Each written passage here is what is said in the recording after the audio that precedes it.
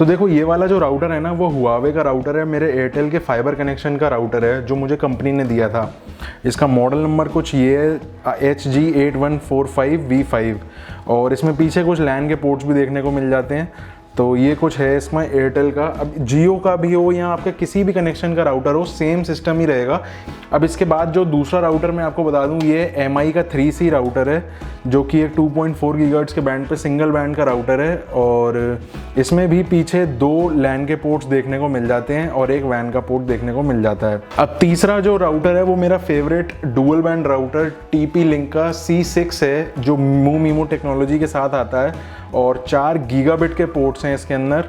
और ये पीछे आप इसका मॉडल नंबर देख सकते हो, आर्चर C6 के नाम से ब्रांडिंग की हुई है।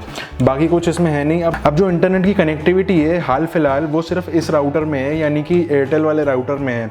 अब इससे हमको इसमें या फिर इसमें एक्सटेंड करनी है रेंज। तो देखो फ़ोन पे तीनों ही राउटर्स के सिग्नल्स आ रहे हैं। एयरटेल एक्सट्रीम ये हुआवे वाला राउटर हो गया, TP-Link का 05AA ये वाला राउटर हो गया ब्लैक वाला, और Xiaomi EAT734 हो गया अपना MI 3C। तो रेंज तीनों की आ रही है लेकिन कनेक्शन नहीं आएगा इन दोनों में, क्योंकि TP-Link में जैसे आप देखो कनेक्टेड नो इंटरनेट, क्योंकि कनेक्टिविटी नहीं है। तो देखो हम क्या करेंगे कि सिंपल सा जैसे हमारा राउटर है, इनपुट तो ऑब्वियसली है ही है, ये आउटपुट के 4 पोर्ट्स दिए गए हैं।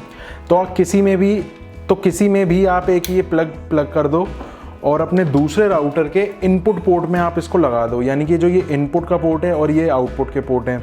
तो ये जो इंटरनेट वाला पोर्ट है ना, इसमें आप सिंपल सा ये प्लग कर दो और आपका काम हो गया ख़त्म। इसका मतलब इसमें भी कनेक्टिविटी यहाँ से जाके उसमें आ गई। अब इसमें जितनी बैंडविड्थ आ रही होगी, जितनी स्पीड आ रही होगी, वो पूरी की पूरी इसमें आ जाएगी अब। तो यार देखो जैसे ये लाइट स्टेबल हो गई यानी ग्रीन हो गई, इसका मतलब ये इंडिकेट करती है कि यहाँ से हमने जो कनेक्शन बनाया इस राउटर में वो फुल्ली स्टेबल हो गया है। तो अब हम चेक कर लेते हैं कि इसमें कितनी स्पीड आ रही है और ये ट्रांसमिट कितनी कर रहा है स्पीड, जिससे कि हमको पता चल जाएगा कि रेंज कितनी एक्सटेंड हो रही है। तो पहले मैं दिखा देता हूँ आपको अभी वाईफाई कनेक्टेड कौन सा है। ये एयरटेल का 5G यानी कि ये हुआवे वाला राउटर कनेक्टेड है और इस पे अब हम स्पीड टेस्ट करके देख लेते हैं। तो ये 200 Mbps वाला प्लान है, तो आप देखो 220 के अप्रॉक्स में आनी चाहिए।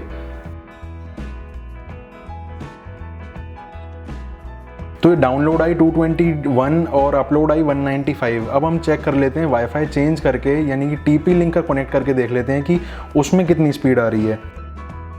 ये TP-Link 5G। Okay, test again. तो यार देखो कोई भी लॉस नहीं है, इंस्टेड इसने तो थोड़ी सी और ज़्यादा ही दिखाई है। अब वो हर सेकंड थोड़ी सी फ्लक्चुएट करती रहती है, लेकिन इसका ये मतलब नहीं है कि स्पीड बढ़ा के दी। आप यही समझो कि फुल स्पीड आ रही है जितनी भी हमारे इस राउटर ने उसको वायर से देने की कोशिश करी।